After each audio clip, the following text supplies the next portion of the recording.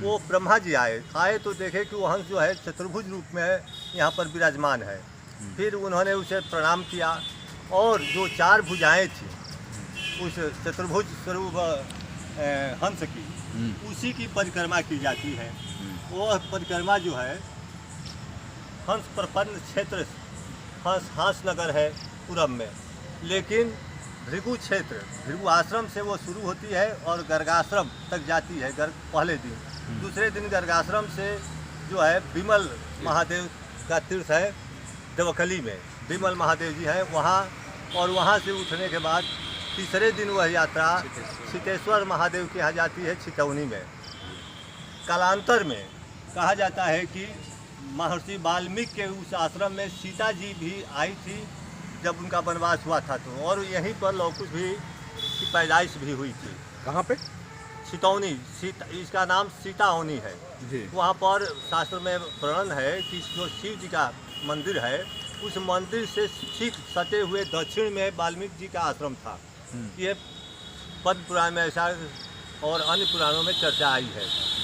तो वहाँ पर कल्प भेद से सीता जी वहाँ वनवास के बाद आई थी और वहाँ हुआ था। और वहाँ जो सरोवर है उस सरोवर में एक बार जब भगवान रावण को मारने के बाद आए थे अयोध्या में, तो उन्होंने उनके ऊपर ब्रह्म हत्या का आरोप लगा था, पाप लगा था।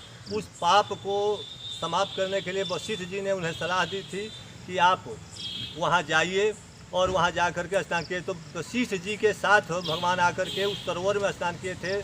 उस जो मंदिर ठीक सटे हुए उत्तर तरफ है उस सरोवर में स्नान करने से उनका जो है, खास तौर पे बलिया जिला से कितना दूर है वो मुख्यालय से लगभग जो है वो 20 किलोमीटर के। किस तहसील क्षेत्र में है? तहसील व बांसडी पड़ेगा। ठीक है जी।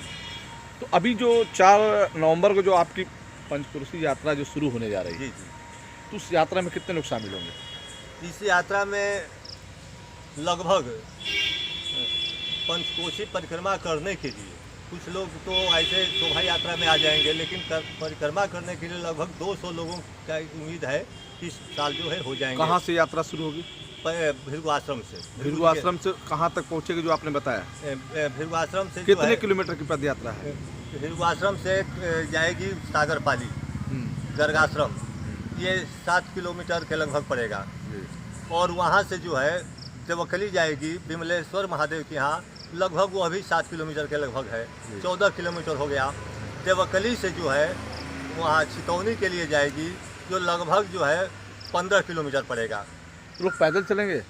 पहले तो पैदल लोग चलते थे, इस समय जो है जो पैदल नहीं चल पाएंगे वो अपने साधन से भी चल सकते हैं, ये कहा गया है। चलिए, कितने साल की ये पुरानी परंपरा है जो आप लोग लेकर चल रहे हैं? ये पौराणिक है।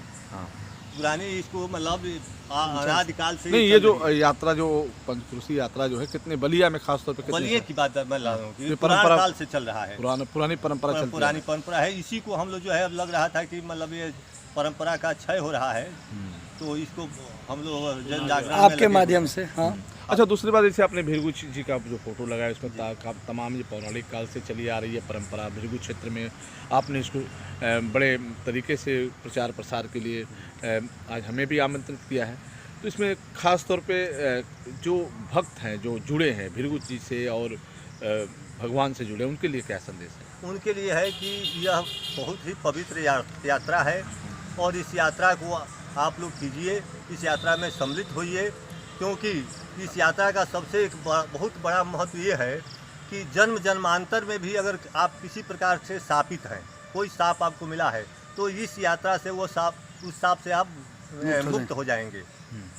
तो ये खासतौर पे अभी ये बताया कि उसमें ठाकुर जी भी शामिल होंगे। हाँ। कहाँ से आ रहे हैं? ये ठाकुर जी बलिया में ही एक वो चौबे छपरा नाम का गांव है, वहाँ पर जो है हमारे यहाँ एक हाकी बाबा बहुत बड़े सिद्ध महात्मा हुए थे, उसी परिवार से ये ठाकुर जी को लेकर के भृगु जी के यहाँ शाम को ही अमावस्या के शाम को आ जाते हैं और जो दूर दूर से लोग हैं वो आ करके रात को निवास करते हैं भृगु आश्रम में और उसके बाद सुबह जो है यह परिक्रमा शुरू हो जाती है। ठाकुर जी की पूजा करने के बाद महर्षि भृगु और दर्दर मुनि का दर्शन करके उनका आशीर्वाद लेकर के और यात्रा शुरू। अभी क्या चल रहा है तैयारी, अभी क्या चल रहा है? इस समय जन जागरण की तैयारी चल रही है जी। कहाँ कहाँ अभी लोग संपर्क में आए आपको? हम लोग यहाँ अभी तक जो है जहाँ जहाँ ये यात्रा का पड़ाव रहता है, जैसे सागरपाली गर्गाश्रम में, तो सागरपाली हम लोगों ने बैठक करके वहाँ के क्षेत्रीय लोगों को हमने जगाया।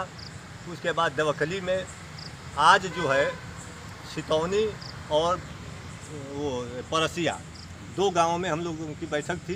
दोनों गांव के लोगों को उसकी व्यवस्था करने के लिए हम लोगों ने आग्रह किया कि आप लोग इसकी अच्छी से अच्छी व्यवस्था करें। ठीक है, चलिए आखिरी सवाल है इस ठीक है लगाइए। अब इस खास तौर पे इस यात्रा में कुछ सफल बनाने के लिए, धार्मिक यात्रा को सफल बनाने के लिए सहयोग के रूप में कितने लोग जुड़े हैं आपसे? कौन कौन लोग? अब लगातार लोग हम लोगों के साथ जुड़ रहे हैं। जहाँ भी हम लोग जा रहे हैं वहाँ के स्थानीय अभी कौन कौन लोग मुख्य रूप से आपके साथ हैं? मुख्य रूप से सागरपाली हम लोग गए थे तो वहाँ पूर्व प्रधान झूलन भैया और पूर्व ब्लॉक प्रमुख बंश बहादुर सिंह काफ़ी उत्साह से हम लोग के साथ लगे और वहाँ के पूर्व प्रधान जो है दाऊ जी। अभी आपके साथ जो लोग हैं वो कौन कौन, क्या जिम्मेदारी है? इन सारे लोगों की ये जिम्मेदारी है कि जन जागरण में जितना हो सके अधिक से अधिक सहयोग करें और लोगों को जोड़ें। ठीक। तो पिछले साल जो कोरोना काल था उसमें यात्रा यात्रा थी? निकली थी। हाँ, यात्रा अभी अब तक बाधित नहीं हुई। अभी आपने एक विशेषता बताई उस परिवार के बारे में, क्या बताया आपने? जिस परिवार से ठाकुर जी चलते हैं, हाँ, उस परिवार में जब भी ये अवसर आता है, इस अवसर पर कभी सूतक नहीं हुआ। उस परिवार में किसी प्रकार का मतलब सूतक नहीं हुआ कि वो बाधा पड़े। लगातार जो है 350 बरस से वो ठाकुर जी को लेकर के उनके परिवार के लोग चलते हैं, लेकिन अब तक कहीं उनका मतलब बाधा नहीं पड़ी। उस समय